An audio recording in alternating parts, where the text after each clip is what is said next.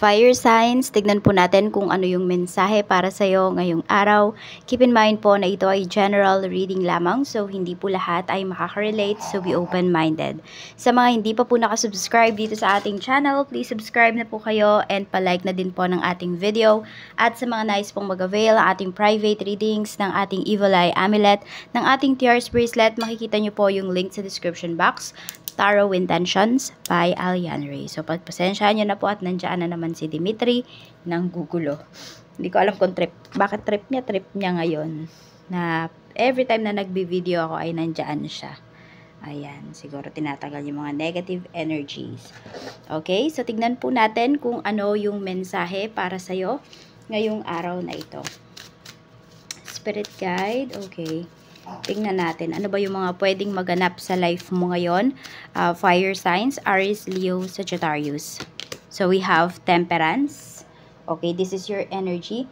Need mong maging mapagpasensya ngayong araw na ito. Habaan mo pa talaga yan. So, pwedeng may mga makaka-trigger po ng iyong pasensya. May makakaubos ng pasensya mo. Or baka yung iba sa inyo, kumakain talaga kayo ng pasensya na biscuit. Tama, biscuit ba yun? Oo, tignan natin. Mayroon tayo ditong Page of Swords. Okay. So, meron tao pala dito na ayaw kang kausapin. Kaya lang, nauubos na yung pasensya mo sa kanya. Kasi, pwedeng fire signs, alam mo na wala ka namang ginawa dun sa tao na yun. Pero bakit ayaw kanyang kausapin? Ayan po. So, medyo stress na yung iba sa inyo towards doon sa taon na iyon. We have the Emperor. Ayan po. Okay. So, hindi naman kayo yung yung iniiwasan. Maari po na ikaw yung umiiwas kasi meron ditong sobrang demanding.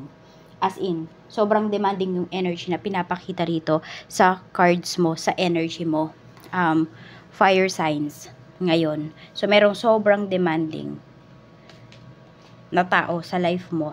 Okay, alam mo yung tipong wala naman siyang binigay sa'yo, wala naman siyang patago sa'yo na pera, pero kung makahingi, akala meron siyang ipon, akala pinahawak niya sa'yo yung pera niya. Yung tipong gano'n, napaka-demanding talaga. Tingnan natin kung ano pa yung mensahe para sa'yo. Ano kaya tayo makapag-reading yan? Nandiyan si Dimitri. Mime. Nagalit. Nagalit. Wag! Ba't nagagalit? Baba ka na dyan. Nagagalit pa. Baba ka na nga. Baba muna po natin. Hindi tayo makapag-read ng maayos niyan. Okay? So, tignan pa natin ano pa yung mensahe. Okay. Mensahe pa po natin. Pagdating sa family. Kamusta po ngayong araw? We have 8 of Cups. Meron tayong 3 of Coins. Tapos, meron tayong Ace of Swords. Okay. So, nakikita ko naman dito is kung ano man yung mga problem sa family ninyo ngayong araw is maayos naman po siya. Mapapag-usapan siya. Kaya lang kasi, pwedeng may umiiwas dito. Ayan, with this 8 of Cups. Parang may nagmamadali. Yung tipong kapag yun na yung usapan, nagmamadali na yung taong to, umiiwas na siya. Yun yung pinapakita po dito sa reading natin ngayon. Meron tayo ditong, ayan, The Magician. We have the World, pagdating to sa mga friends mo. And we have 7 of Wands. Okay, so may humihingi ng favor towards sa isang kaibigan. Ayan, pwedeng yung kaibigan mo yung humihingi ng favor sa'yo. Pero parang looks like napaka-demanding. Yung alam mo yung pag-uutos niya, yung paghingi niya ng favor sa'yo is demanding yon. Kaya pwedeng, ayan, ikaw yung umiiwas sa kanya ngayon. Ayan po, kasi busy ka din. Madami ka din ginagawa at, pwedeng, yun nga, napapansin mo na, teka, tuwing may kailangan lang to, tsaka lumalapit sa akin, or humihingi na nga lang siya ng favor, ang demanding pa niya. Ayan po. Pwedeng yung friend mo na to nasa ibang bansa. Meron tayong 3 of Swords. Pagdating to sa love life nyo, okay? So, ito, pwedeng may nagpapaka-spy pala dito. So, ito yun, 3 of Swords. Pwedeng fire signs sa relationship ninyo, may natuklasan po kayo. May natuklasan ng iba sa inyo, may third party, or kayo yung third party. So, na heartbroken kayo dito. Page of Cups. Hindi kayo masyadong sineseryoso ng person mo every time na nagtatanong kayo or every time na ino-open up nyo yung topic na to. We have Seven of Swords. May ginagawa talaga siya behind your back. Ayan po. Tingnan natin kung other parties ba yan. May iba ba talaga? Eight of Swords. Huwag ka daw magbulag-bulagan. Alam mo yan. Napapansin mo nga din kung sino ba yung third party. Ayaw mo lang sigurong bigyan ng mali siya yung sa kanilang dalawa.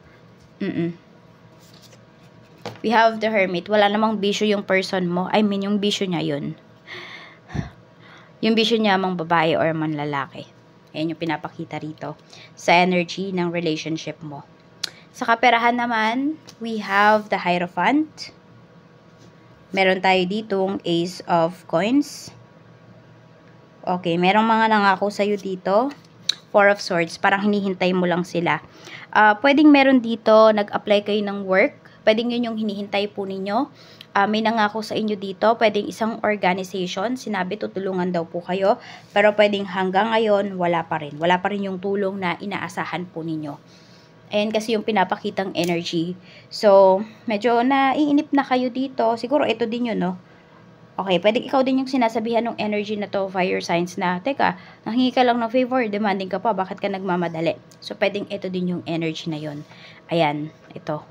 Tapos ito. Yan o, naghihintay kayo dito, naiinip na kayo. Some of you, hindi nyo na gusto yung matagal kayo na sabihin natin na, kunwari, walang trabaho, yung tipong ganun. Tingnan po natin. Tingnan mo, kasi alam mo yung skills mo, alam mo yung qualifications mo. Kaya yung iba sa inyo dito, nagtataka kayo, bakit kaya hindi ka natatanggap sa trabaho, yung tipong ganun, bakit ang bagal? Kasi po pwedeng hindi inaasikaso yung papers mo. Okay, kung nagpasa ka man dito ng papers, pwedeng walang pumapansin. So, pwede rin na yung hiningan mo ng favor, pwedeng sinabi lang niya oo, pero hindi naman niya ginagawan ng paraan. Sa trabaho naman po, we have Five of Swords. Ayan yung energy natin pagdating sa work. We have Ten of Cups.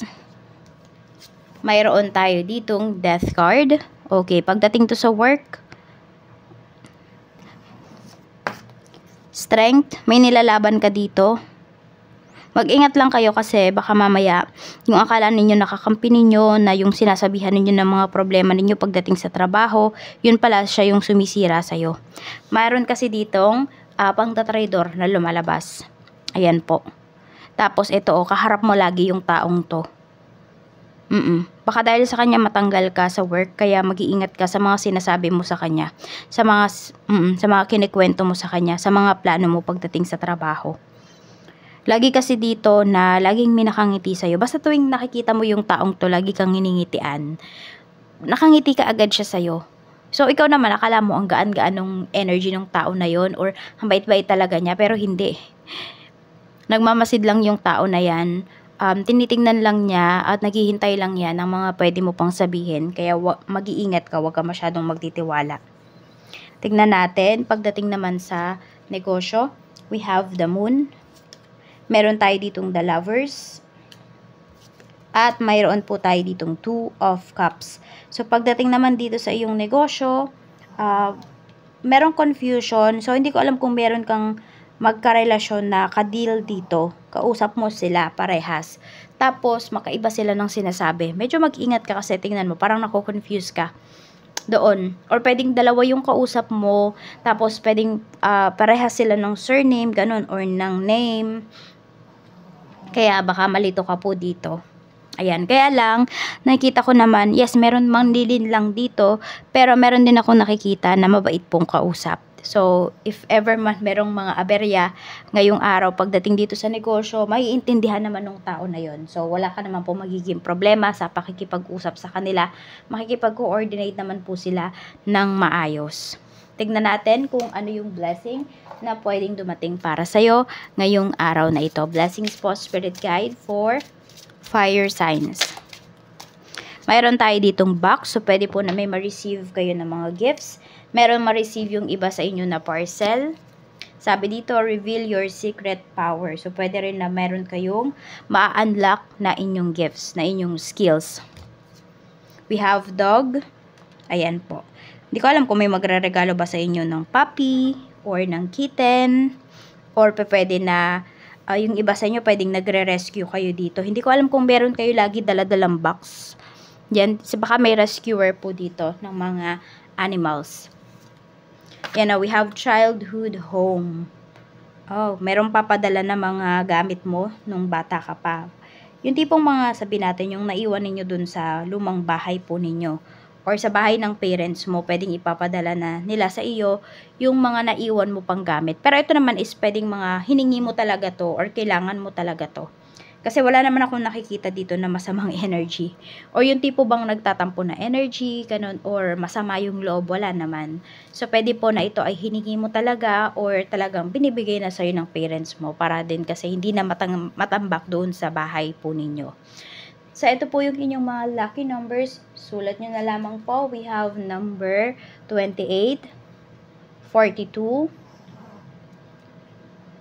40, 48, 40, 55, and 16. Yan po yung inyong mga lucky numbers. Maraming salamat po sa walang sawang pagsuporta ninyo dito sa aking channel. Mag-iingat po kayo always and more blessings to come.